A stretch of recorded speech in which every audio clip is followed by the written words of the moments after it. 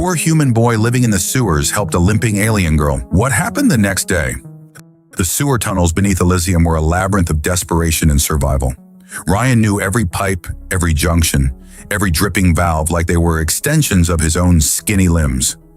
At 12 years old, he'd called this underworld home for nearly half his life, ever since the purge had swept through the human quarter, leaving him parentless and alone. He crouched in the shadows of a massive drainage pipe, his torn shirt doing little against the perpetual chill. Above, the gleaming alien metropolis of Elysium continued its endless celebration of wealth and technological supremacy, oblivious to the human boy scavenging below. 3 more hours till the kitchen scraps drop, Ryan muttered to himself, wiping dirt from his face with an equally dirty hand. His bright blue eyes, startlingly vivid against his grime-streaked skin, scanned the tunnel ahead. The service bots would soon make their rounds and he needed to be invisible. That's when he heard it, a soft whimper echoing through the tunnel, distinctly different from the usual drips and mechanical hums. Ryan froze, his survival instincts screaming danger. Strange sounds meant strange things, and strange things were rarely good in the sewers. But curiosity had always been Ryan's weakness. He crept forward, his bare feet silent against the damp concrete. The sound came again. Definitely organic, definitely in pain. At the edge of a large drainage junction, he saw her. A small alien girl with light silvery hair that seemed to catch what little light existed in the tunnels. Her skin was a soft blue, almost luminescent in the darkness. She wore the tattered remains of what had clearly been an expensive dress, now torn and soiled. Most striking were her eyes, deep ocean blue, wide with fear and pain as she balanced precariously on a thin aluminum crutch. She was Elysian, one of the ruling class. What was she doing down here? The alien girl spotted him and flinched back, nearly losing her balance. "Stay away," she whispered, her voice musical, even in fear. Ryan held up his hands. "Don't be scared," he said softly. "I won't hurt you." He took a careful step forward. "You're hurt? They'll find me," she said, glancing nervously over her shoulder. "They're coming." "Who's coming?" Before she could answer, the distant sound of boots splashing through water echoed down the tunnel. The girl's eyes widened in terror. "Please," she begged, "help me." Ryan hesitated only a moment. Helping an Elysian could get him killed, but leaving a frightened, injured child, even an alien one, to whatever fate pursued her, was something he couldn't do. "This way," he said, moving toward her. "Can you walk?" She tried to take a step and nearly collapsed. Without thinking, Ryan slipped his arm around her waist, supporting her weight. She was surprisingly light, her body temperature several degrees cooler than his. "What's your name?" he asked as they moved deeper into the tunnels. "Nyla," she whispered. "Nyla Valen." Ryan's heart nearly stopped. Valen, as in the Valen Corporation that controlled nearly half of Elysium's resources? The same corporation whose security forces regularly cleaned the sewers of human infestations? "I'm Ryan," he said, pushing aside his shock. "Just Ryan." The sound of pursuit grew louder. Ryan guided them through a narrow maintenance shaft that few knew existed. Nyla's breathing was labored, her limping growing worse. "Almost there," Ryan encouraged, though he had no destination in mind beyond a way. They emerged into a small chamber Ryan had converted into a living space. A collection of scavenged blankets formed a nest in one corner. Canned food and water bottles were carefully arranged on a makeshift shelf.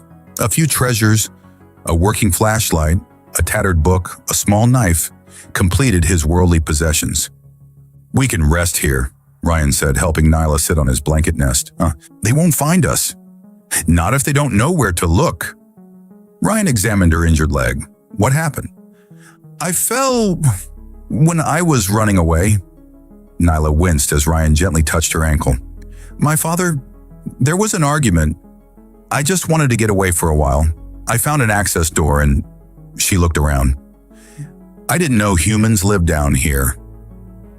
"Most don't know we exist," Ryan said, reaching for a water bottle. "Here, drink." Nyla took the bottle with trembling hands. "Thank you."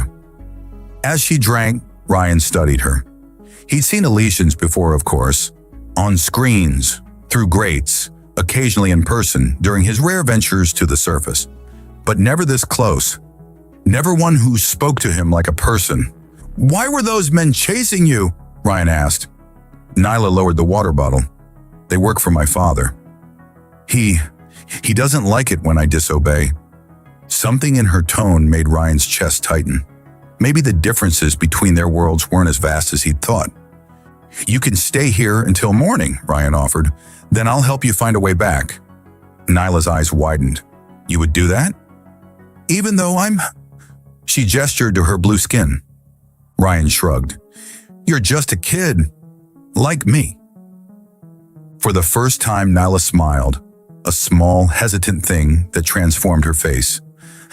I've never met a human before. Father says you're all dangerous." "Some are," Ryan admitted. "Some aren't. Just like your people, I guess." They talked through the night, huddled together for warmth in the freezing tunnels. Ryan told her about life in the sewers, about scavenging and hiding and surviving. Nyla spoke of Elysium's floating gardens and endless parties, of tutors and expectations and loneliness. By morning, the sounds of pursuit had faded. Ryan led Nyla to a service exit near the city's central district. "They'll find you here," she said. "You'll be safe." Nyla turned to him, her ocean eyes serious. "I won't forget this, Ryan. I won't forget you." Ryan smiled sadly. "You will, but that's okay." As he slipped back into the shadows, watching as Elysian security personnel rushed to the small blue girl, waving frantically at the exit, Ryan knew she would return to her world of light and privilege, while he retreated to his darkness. What he didn't know was how wrong he was about being forgotten. 15 years had transformed Ryan from a scrawny sewer rat into a man who commanded attention. At 27, his once thin frame had filled out with hard-earned muscle, his hands calloused from years of mechanical work. The bright blue eyes remained, though they now carried a wariness that came from climbing Elysium's brutal social ladder. "Torquey wrench," Ryan muttered, extending his hand without looking up from the engine compartment of the luxury hover car. His assistant, Maddox, another human who'd escaped the sewers, slapped the tool into his palm. "You know who this belongs to, right?" Maddox whispered, glancing nervously at the gleaming vehicle. Ryan grunted. "Don't care. Credits are credits. It's a Valen Corp executive shuttle. The Valens, man, they own half the damn city." Ryan's hand stilled for just a moment. Valen, a name he hadn't allowed himself to think about in years. A flash of silver hair and ocean blue eyes crossed his memory before he shoved it aside. "Like I said," Ryan replied, tightening a bolt with more force than necessary. "Credits are credits." The repair shop Ryan had built in Elysium's mid-levels catered to wealthy aliens who didn't want to wait for official service centers. Humans weren't supposed to touch Elysian technology, but Ryan had a reputation for fixing the unfixable. It had taken years of risk, bribes, and occasionally breaking kneecaps, but Ryan's repairs was now the worst-kept secret among Elysium's elite. "Clients here," Maddox hissed suddenly. Ryan didn't look up. "Tell them 10 more minutes." "I don't mind waiting." The voice, musical, feminine, with a cool timbre that sent an unexpected shiver down Ryan's spine, made him freeze.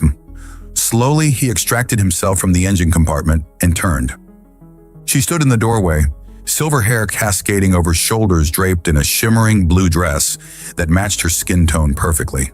Taller now with curves that the fabric did little to conceal, but those eyes, those deep ocean eyes, were unmistakable. "Nyla Valen," Ryan said, his voice rougher than intended. A smile curved her blue lips. "You remember me? Hard to forget the daughter of the man who tried to have me killed 3 times. He wiped his hands on a rag, leaving black smudges on the cloth. "Though I doubt you remember me. Ryan, just Ryan," her smile widened. "The human boy who saved my life in the sewers." Maddox's eyes widened comically, darting between them.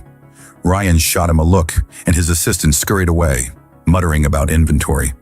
"Your shuttle's almost fixed," Ryan said, turning back to the engine. "Fuel regulator was shot. Replaced it with a human-made one. Works better, lasts longer." "I didn't come for the shuttle," Neela said, stepping closer. "I sent it here because I knew this shop belonged to you." Ryan's hand stilled again. "How?" "I've been looking for you for years." She moved closer still. close enough that he could smell her, like winter air and something alien and intoxicating. After that night, I couldn't stop thinking about the brave human boy who helped me when he had every reason not to. Ryan straightened, suddenly aware of how close they stood, of the engine grease on his skin contrasting with her perfection. That was a long time ago. We were kids. And now, we're not. Her eyes traveled over him, lingering on the muscles visible beneath his thin work shirt. You've changed. So have you, he replied, unable to keep his own gaze from appreciating how she'd grown. Still limping? Neela laughed, the sound like glass chimes. No. Father had the best doctors fix that. Couldn't have an imperfect heir, after all. Heir? So the rumors are true. Daddy's grooming you to take over. He's trying. Something flashed in her eyes, determination, rebellion, the same spirit he'd glimpsed all those years ago. I have my own plans. Ryan raised an eyebrow. Which include tracking down sewer rats?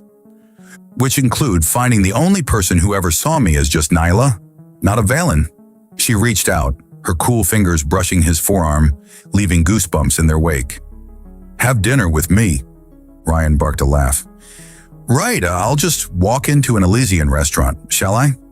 See how long before security drags me out. My private residence, she countered. Tonight? The invitation hung between them, loaded with implications. Ryan studied her face, searching for the trap, for the punchline to this cosmic joke. A Valen heir and a human mechanic? It was absurd. And yet the way she looked at him, like she was seeing through the grime and the hardness to something underneath, made his chest tighten in a way it hadn't in years. Why now, he asked, after 15 years? Because now I have the power to do something about it. Nyla stepped even closer, her cool breath fanning across his face. About us. There is no us, Ryan said, but he didn't step back. There's you, Elysian royalty practically, and there's me, the human who fixes your toys when they break. Is that what you think? Her fingers trailed up his arm, leaving fire in their wake. That night in the sewers, you showed me more humanity than I'd ever seen in my own people. You were kind when you had every reason to be cruel. Ryan's pulse quickened. This close, he could see flecks of silver in her ocean eyes, could feel the cool radiance of her skin. Dangerous game you're playing, he murmured. I'm not playing. Her lips parted slightly. 7 o'clock, the Valen penthouse in the Celestial Tower. Private elevator access code is 7729. She turned to leave, the movement sending her silver hair cascading across her back. At the door, she paused, glancing over her shoulder with a smile that promised things Ryan had never allowed himself to want. Don't be late. And don't worry about dressing up. I prefer you, exactly as you are. As the door closed behind her, Ryan released a breath he hadn't realized he was holding. Maddox peeked out from behind a shelf. Holy shit, his assistant whispered. Did Nyla Valen just invite you to her penthouse? Ryan turned back to the engine, trying to ignore the heat coursing through his veins. Finish this up. I've got somewhere to be tonight. The Celestial Tower pierced Elysium's skyline like a silver needle threading through clouds. Ryan approached it on foot, having deliberately left his work clothes on, partly out of defiance, partly because Nyla had said she preferred him that way. The tower's security drones hovered nearby, their sensors no doubt registering his human DNA and flagging him as an anomaly. At the private elevator, he punched in the code, 7729. The doors slid open silently, revealing a glass capsule that would carry him up to a world he'd only glimpsed from below. Identity confirmed. Welcome, guest of Nyla Valen, a disembodied voice announced as the elevator began its ascent. Ryan watched the city fall away beneath his feet. From this height, even the mid-level districts where his shop stood looked shabby compared to the gleaming upper reaches of Elysium. The higher the elevator climbed, the more his stomach knotted, not from the altitude, but from the absurdity of what he was doing. The doors opened directly into Nyla's penthouse, a sprawling space of curved glass and floating platforms that seemed to merge with the night sky. The entire city sparkled below, a carpet of light stretching to the horizon. You came. Nyla's voice came from behind him. Ryan turned to find her standing in a doorway, wearing a simple white dress that contrasted beautifully with her blue skin. Her silver hair was loose around her shoulders, and she held 2 glasses of something that glowed faintly amber. "I was curious," Ryan admitted, accepting the offered drink. "Not every day an Elysian elite invites a human to dinner." "I'm not just any Elysian." Nyla moved to a low couch, gesturing for him to join her. "And you're not just any human." Ryan sat, maintaining a careful distance between them. "So what's this about? Nostalgia? Slumming it with the humans for a thrill?" "I've spent 15 years thinking about you," Nyla said, her directness catching him off guard. "About what you did for me. About what it meant. I was a kid. You were hurt. It wasn't complicated. It was to me." She leaned closer. "In my world, no one does anything without expecting something in return. But you helped me when it could only bring you trouble." Ryan sipped his drink, some exotic Elysian liquor that burned pleasantly. "So you tracked me down to say thank you? Could have sent a fruit basket." Nyla laughed, the sound making something warm unfurl in Ryan's chest. "I tracked you down because I'm leaving Elysium, and I want you to come with me." Ryan nearly choked on his drink. "What?" "I've purchased a ship, a small Explorer-class vessel. Now I'm leaving in 3 days." Her eyes gleamed with excitement. "I want to see what's beyond Elysium, beyond the corporate territories. And I need a mechanic who can keep the ship running." "You're serious," Ryan said, studying her face. "You're walking away from everything, your inheritance, your family's empire, to become what? A space explorer?" "I'm walking away from a cage, no matter how gilded." Nala set down her glass. "My father sees me as an asset, not a daughter. The corporation sees me as a figurehead. I've spent my life being what everyone else needed me to be." "And what do you want to be?" "Free." The word hung between them, heavy with meaning. "Like you." Ryan barked a laugh. "I'm not free. I live in a society that barely tolerates my existence. I fought for every scrap I have." "Exactly." Nala moved closer, eliminating the distance he'd carefully maintained. "You've built your life on your own terms. That's what I want." Her proximity was intoxicating. The cool radiance of her skin, the subtle scent of her, like frost and starlight, made his pulse quicken. "And what makes you think I'd drop everything to follow you into space?" He asked, his voice lower than intended. Neela's hand found his, her cool fingers intertwining with his warm ones. "Because I see how you look at me. The same way I've been looking at you for 15 years in my dreams." The air between them seemed to crackle with electricity. Ryan was acutely aware of every point where their bodies touched, of the rise and fall of her chest, of the parting of her blue lips. "This is insane," he murmured, even as he leaned closer. "Is it?" Her free hand came up to trace the line of his jaw. "Or is it the only thing that makes sense?" Their lips met, and the world fell away. Her mouth was cool against his, but quickly warmed as the kiss deepened. Ryan's hands found her waist, pulling her closer as 15 years of impossible fantasy collided with reality. When they finally broke apart, both breathing heavily, Neela's eyes had darkened to a stormy blue. "Stay with me tonight," she whispered against his lips. Words failed him. Instead, he answered by kissing her again, more urgently this time. They moved together toward her bedroom, a trail of discarded clothing marking their path. What followed was a discovery of differences and similarities. Her cool blue skin warming under his touch, the silver patterns that appeared on her body when she was aroused, the way she gasped his name in that musical voice. Their bodies found a rhythm together, human warmth meeting Elysian grace in a dance as old as time, yet entirely new between their species. Afterward, they lay tangled together, her silver hair spread across his chest, his arm curved protectively around her shoulders. "Come with me," Neela murmured against his skin. "We could see worlds no Elysian or human has ever seen." Ryan stroked her hair, marveling at how right this felt despite everything that should have made it impossible. "Your father would hunt us down.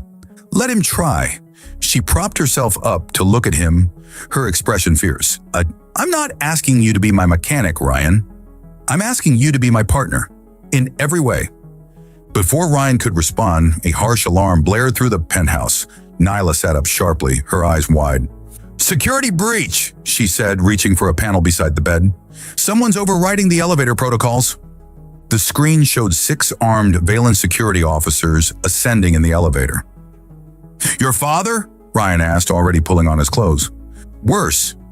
That's Jareth Krell. My father's head of security." Nyla scrambled into her dress.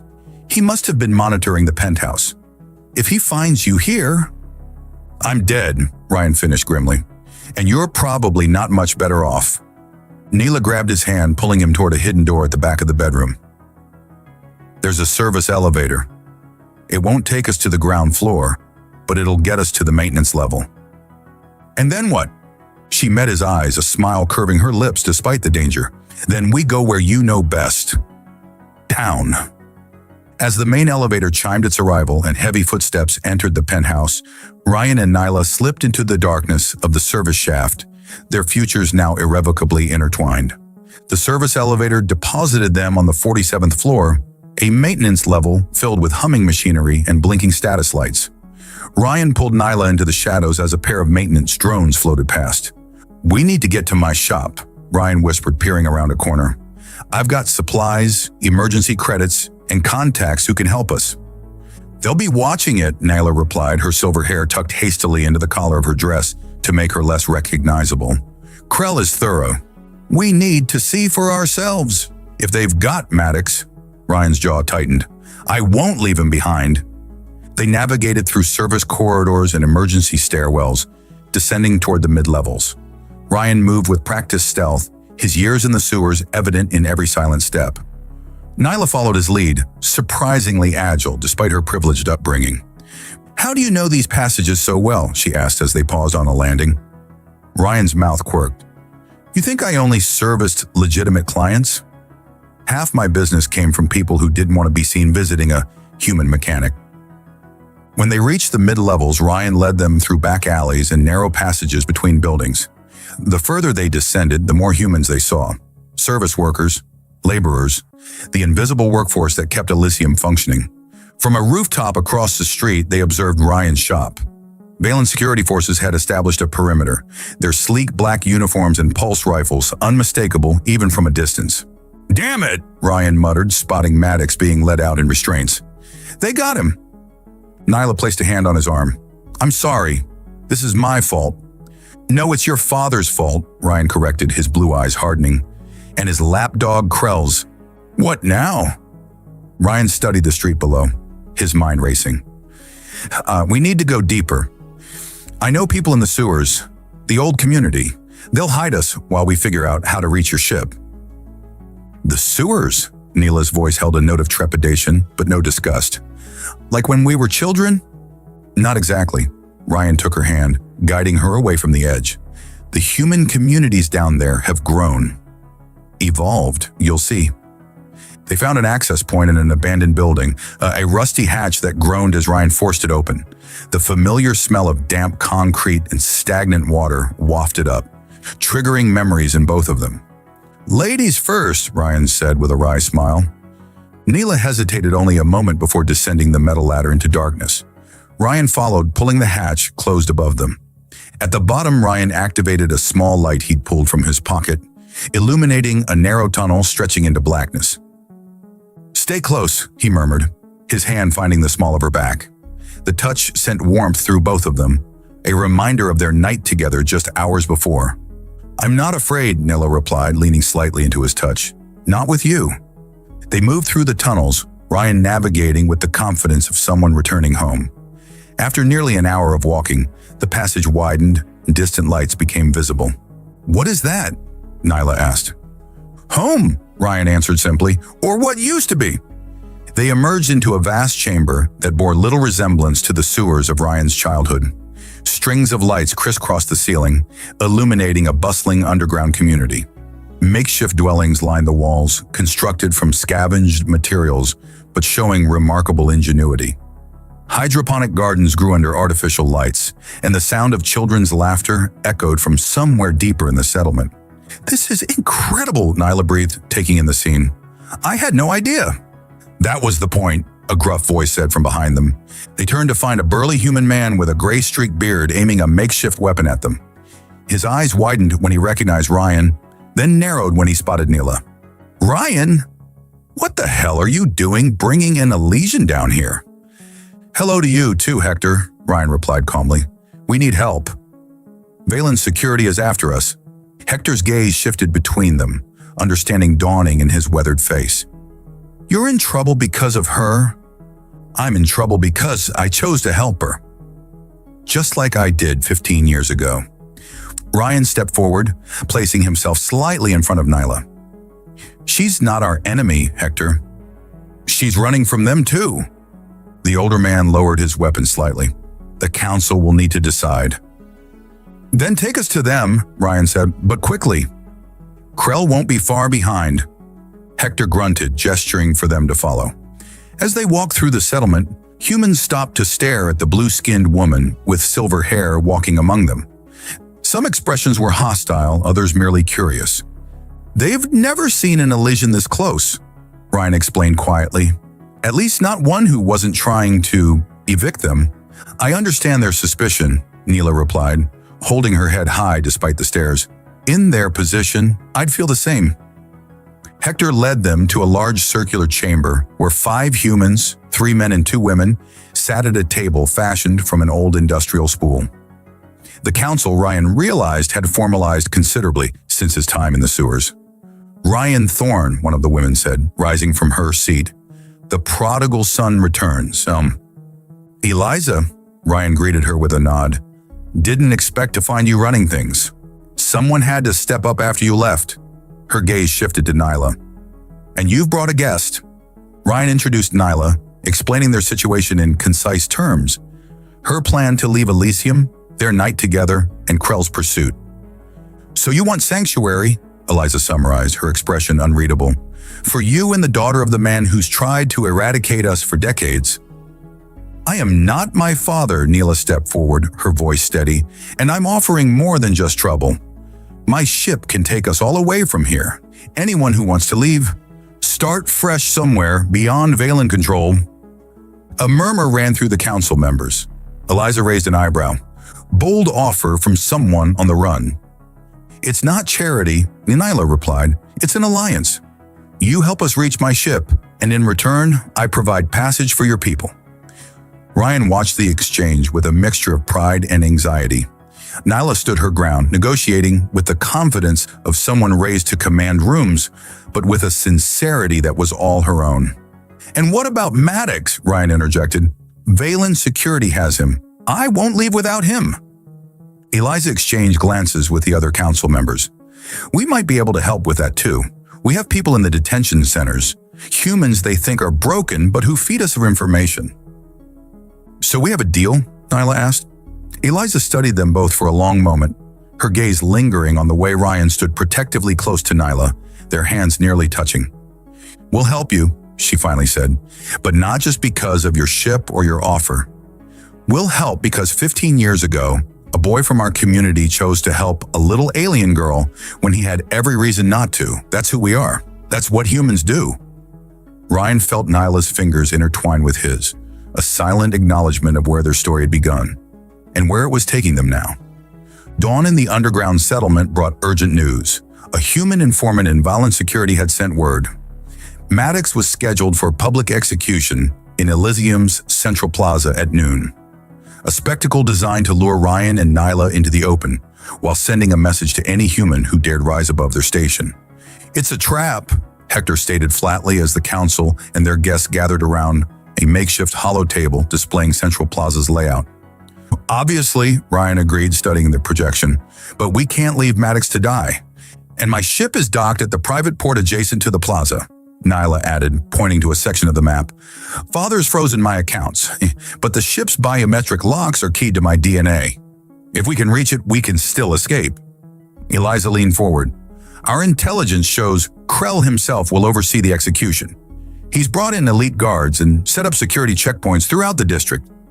"Krell's obsessive," Nyla explained. "He's been my father's enforcer for decades. He doesn't just follow orders, he takes personal pride in them." Ryan paced the perimeter of the table. So we have to rescue Maddox from a heavily guarded public execution, steal access codes to the spaceport, and reach Nyla's ship, all while the most dangerous man in Elysium is hunting us. When you put it that way, it sounds impossible, Hector grumbled. Impossible? Ryan's mouth curved into a determined smile. I was a human boy who survived the sewers. She was an Elysian heir who defied her father. We've been beating impossible odds since we were children. Nyla's eyes met his across the table, a silent current of understanding passing between them. Last night, in the privacy of the small chamber they'd been given, that connection had deepened further. Their bodies had found each other in the darkness. Human warmth meeting Elysian grace, with an intensity that left them both breathless. Afterward, lying together in the quiet, they'd spoken of futures neither had dared imagine before, of stars beyond Elysium, of freedom, of building something new together. Ryan's right, Nyla said, turning to the council, and we have advantages Krell doesn't expect. Such as? Eliza asked. Me. Nyla straightened, her silver hair catching the light. Krell expects me to be hiding, running. He doesn't expect me to walk straight into Central Plaza as if I have every right to be there. That's suicide, Hector protested. It's distraction, Ryan corrected, catching Nyla's meaning immediately. While all eyes are on the Valen heir making a public appearance, a team slips in to free Maddox. Eliza nodded slowly. And while Krell's forces are scrambling to respond to that, another team secures the path to the spaceport. Exactly, Nyla confirmed. 3 teams, 3 objectives, all moving simultaneously. The plan took shape quickly. Nyla would approach from the north entrance of the plaza, drawing attention in a way only an Elysian of her status could. Ryan would lead the team to rescue Maddox, using the underground maintenance tunnels that connected to the plaza's detention facility. Eliza would command the 3rd team, securing the route to the spaceport and obtaining the necessary access codes from a Valen data terminal. As the council members dispersed to prepare, Ryan pulled Nyla into a quiet alcove away from prying eyes. This plan puts you in the most danger, he said, his voice low with concern. Krell will be watching for you specifically. Nyla placed her cool hand against his cheek. I've spent my life playing the perfect Valen heir. One last performance won't kill me. That's exactly what I'm worried about. Ryan covered her hand with his own, turning to press a kiss against her palm. If anything happens to you— It won't, she interrupted. I didn't find you after 15 years just to lose you now. Ryan pulled her closer, his arms encircling her waist. When did you become so fearless? I learned from a human boy who wasn't afraid to help a limping alien girl, she whispered, rising on her toes to brush her lips against his. The kiss deepened, carrying the weight of everything at stake. When they finally parted, Ryan rested his forehead against hers. Tonight we'll be on your ship, he promised, looking back at Elysium as it shrinks into the distance. With Maddox and anyone else who wants to come, Nyla added. A fresh start. A fresh start, Ryan echoed, the words feeling like a prayer. They rejoined the others as final preparations were underway. The humans of the sewer community had mobilized with impressive efficiency, producing weapons, communication devices, and even disguises for those heading to the surface. A young woman approached Ryan, offering him a sleek black outfit. Salvaged from Valen security uniforms, she explained, modified to fit humans. Should help you blend in near the detention facility. Ryan nodded his thanks, noting how the community had evolved from the desperate survivors of his childhood into an organized resistance. They'd built something remarkable in the shadows, a testament to human resilience and ingenuity. As noon approached, the teams gathered at different exit points. Ryan found Nyla preparing with her own group, her blue skin now partially concealed under an elegant Elysian cloak, her silver hair arranged in an intricate style befitting her status. You look like a proper Valen again, Ryan observed. For the last time, she replied with a determined gleam in her ocean eyes. They embraced briefly, aware of the eyes watching them, this unlikely pair, human and Elysian, whose connection had begun with a simple act of kindness in the sewers and now stood on the precipice of changing everything.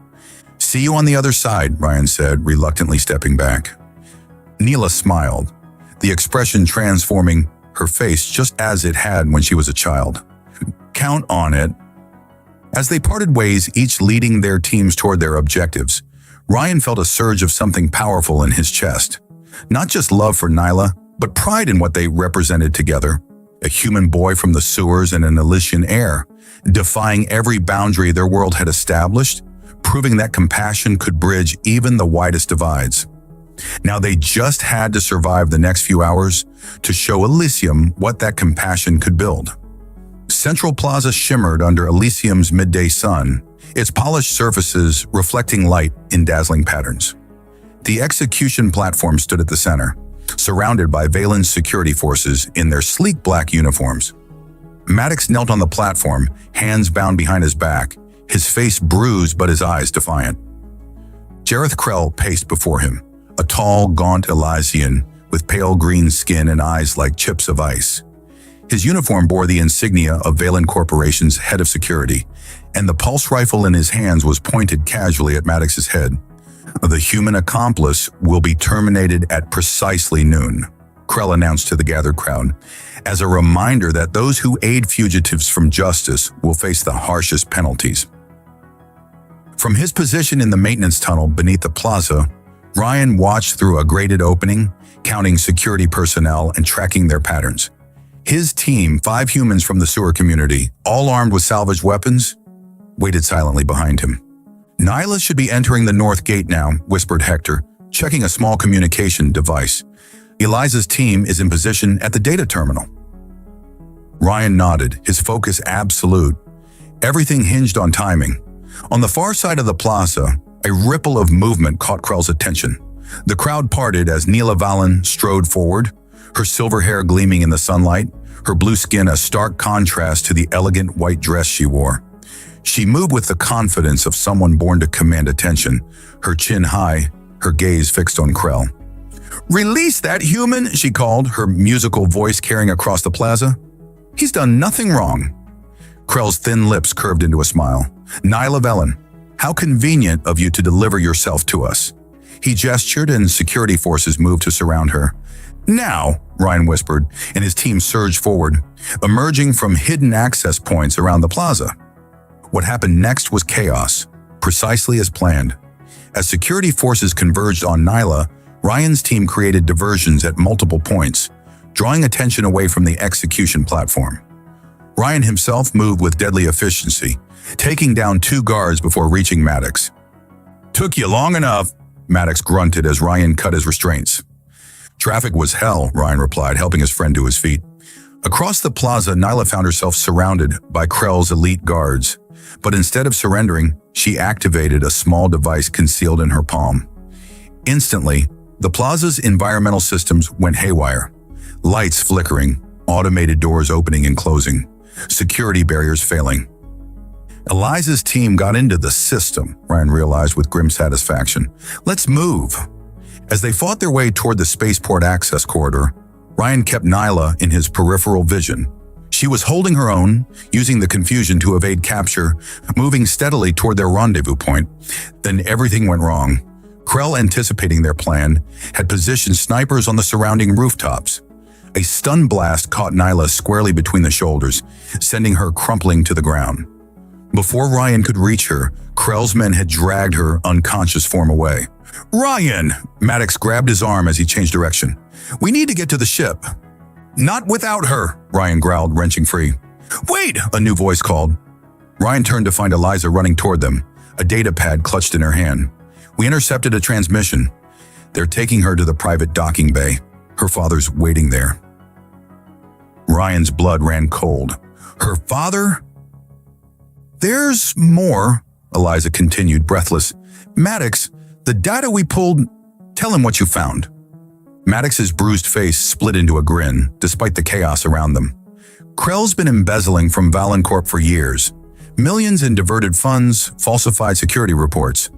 He's been playing both sides, keeping humans down while profiting from their labor." "And you have proof?" Ryan asked, his mind racing. "Better," Maddox replied. "We broadcast it to every screen in Elysium 5 minutes ago." Understanding dawned on Ryan. "So the entire city knows that Krell's a traitor to his own kind?" Eliza finished. "The Valen Patriarch isn't happy." They reached the private docking bay just as a confrontation was unfolding. Nyla, now conscious but restrained, stood between Krell and an older Elysian male with the same ocean blue eyes, her father, Thorin Valen. "You've betrayed my trust for the last time, Krell," Thorin was saying, his voice cold with fury. "Stealing from my company, lying about security protocols, and now threatening my daughter?" "Your daughter is a human sympathizer," Krell spat. "She's betrayed her species, her family."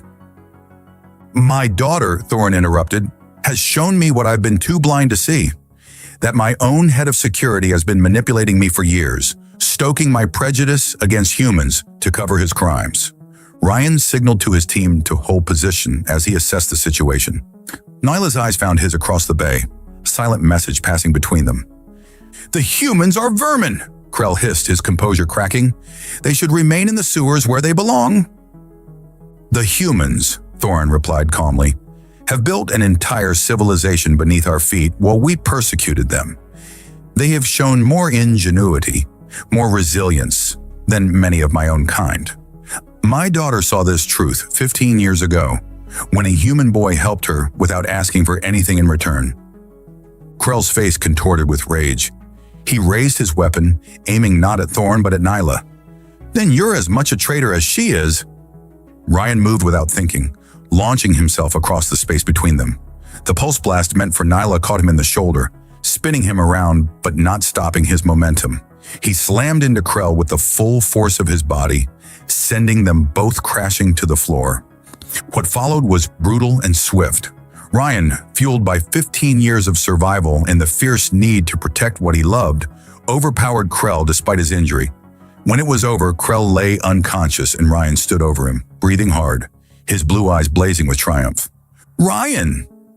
Nyla broke free from her restraints and rushed to him, her cool hands examining his wounded shoulder.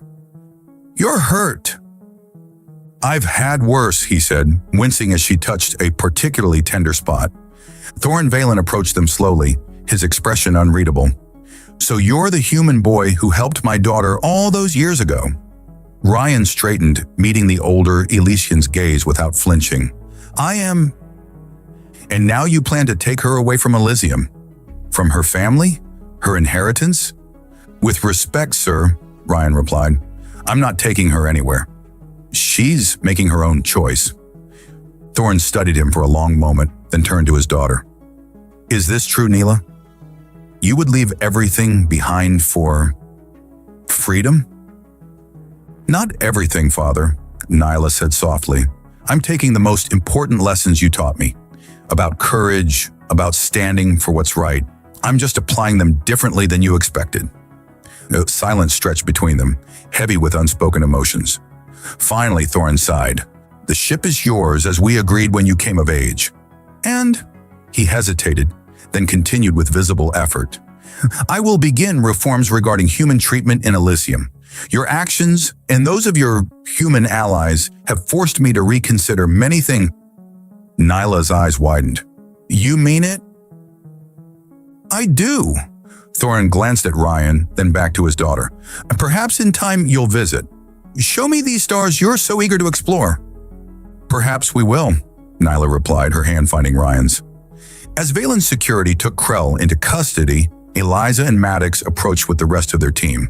"The ship's prepped and ready," Maddox reported, "and we've got about 30 humans from the sewers who want passage off-world." "Then let's not keep them waiting," Ryan said. Aboard Nyla's ship, sleek, spacious, and more luxurious than anything Ryan had ever seen, they gathered on the bridge as the final preparations for departure were made. Through the viewports, Elysium spread below them, beautiful and flawed. "Having second thoughts?" Ryan asked as Nyla programmed their course. She turned to him, ocean eyes shining. "Not one, you?" "Only about what took us so long to get here."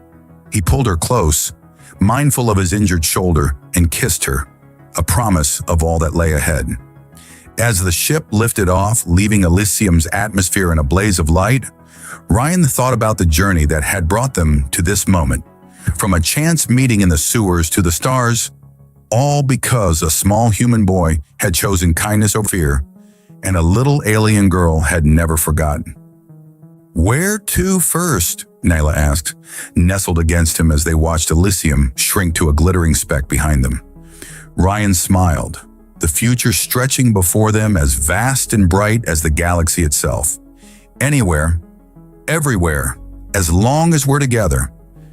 And as their ship accelerated into the darkness between stars, carrying its cargo of humans and hope, Ryan knew that the greatest adventure of all wasn't escaping Elysium or exploring new worlds.